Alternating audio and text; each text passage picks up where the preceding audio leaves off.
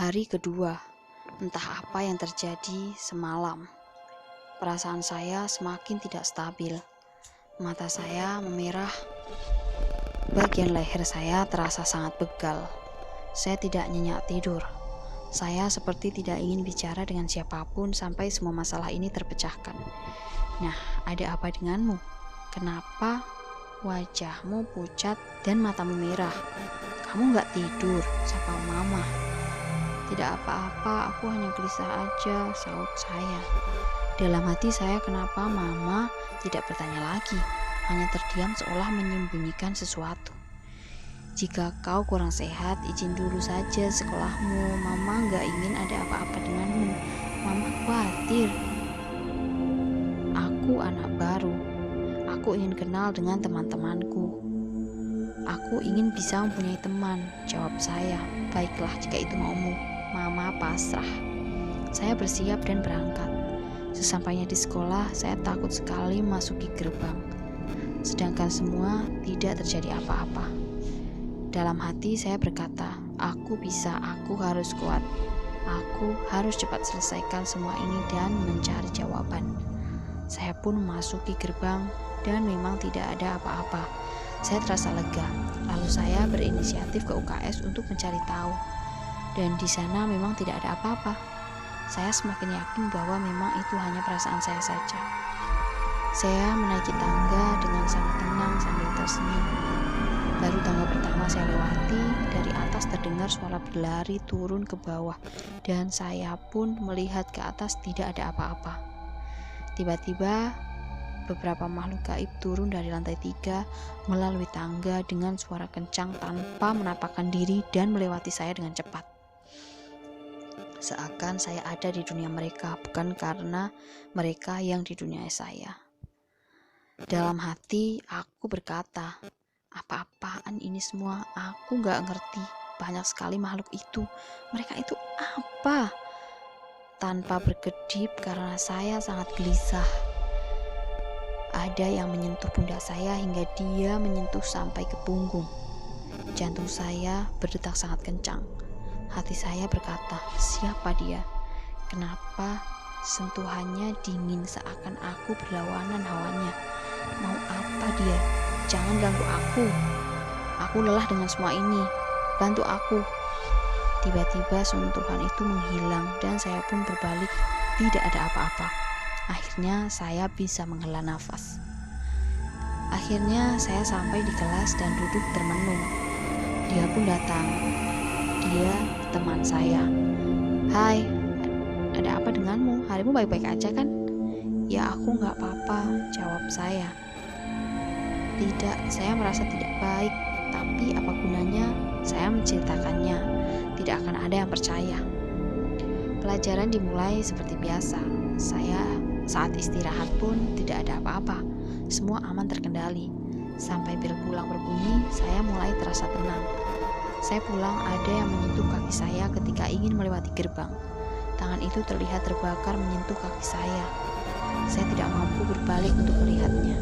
Semakin saya terhenti, kedua tangannya menyentuh kaki saya hingga tidak bisa melangkah. Seketika ada yang memegang pergelangan tangan kanan saya, sama seperti tangan yang memegang kaki saya. Tangan kiri saya juga dipegang. Semua orang tidak ada yang melihat saya. Seakan mereka tidak menyadari keberadaan saya. Dalam hati saya berkata,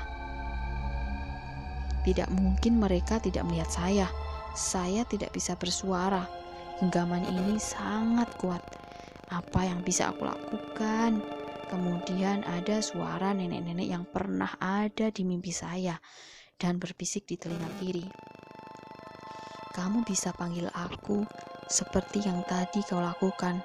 Kau butuh aku karena kau lelah, maka aku akan membantumu. Saya berkedip sejenak dan berkata, mungkinkah semua ini bisa aku lakukan? Dan nenek akan membantuku? Lalu saya mencoba berkata dalam hati sambil menutup mata, bantu aku. Aku tidak nyaman dengan ini semua.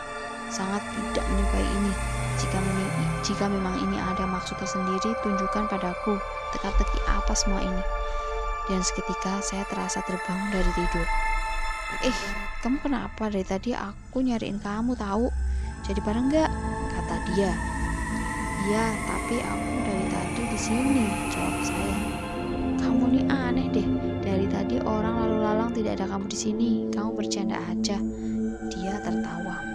Kami pun jalan pulang dan tiba-tiba ada yang berbisik dari sisi kanan. Kau bisa mengendalikannya. Kau bisa mendapatkan aku. Kau bisa menjagaku.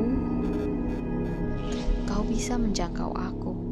Akulah peliharaanmu yang akan membantumu ketika kau benci pada orang lain. Maka orang itu akan aku lukai. Hatiku mulai tak menentu.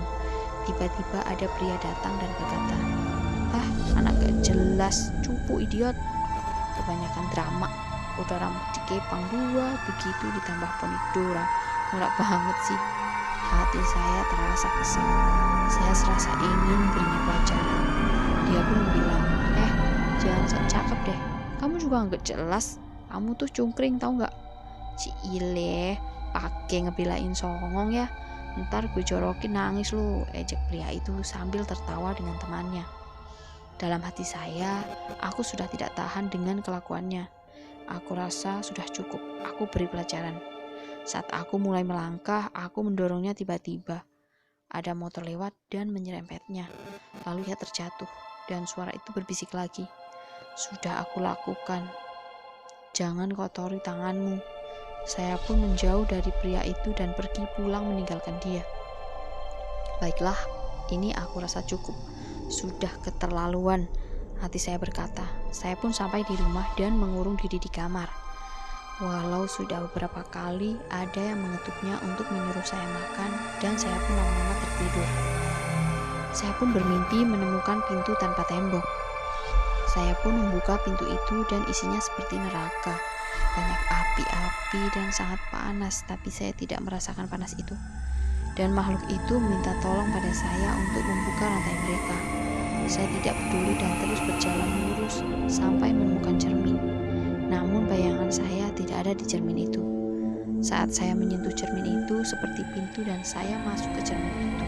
Seketika ada makhluk bergaun merah, tinggi, berambut panjang, hitam kusam. Ia seperti menatap saya, tapi tidak memiliki wajah. Ia pun maju mendekati saya dan semakin dekat.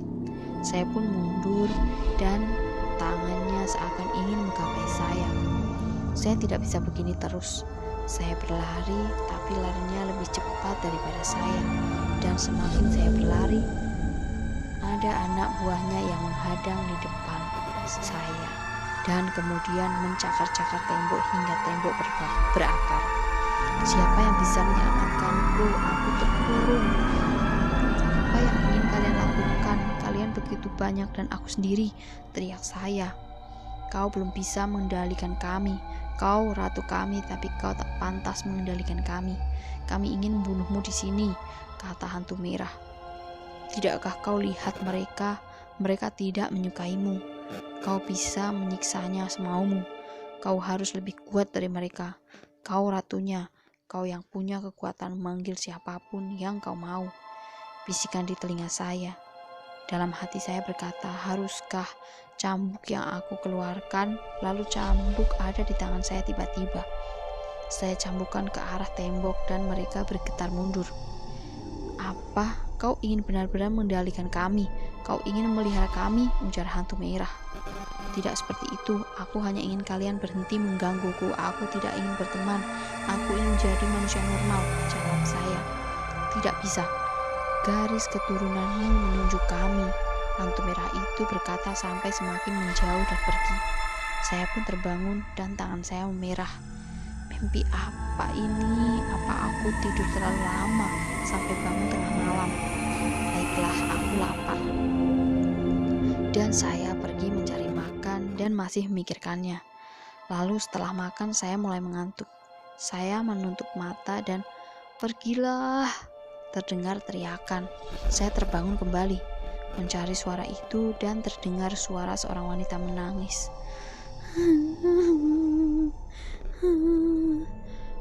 "Pergilah, aku mohon jangan kurung aku. Aku hanya ingin mencoba bermain."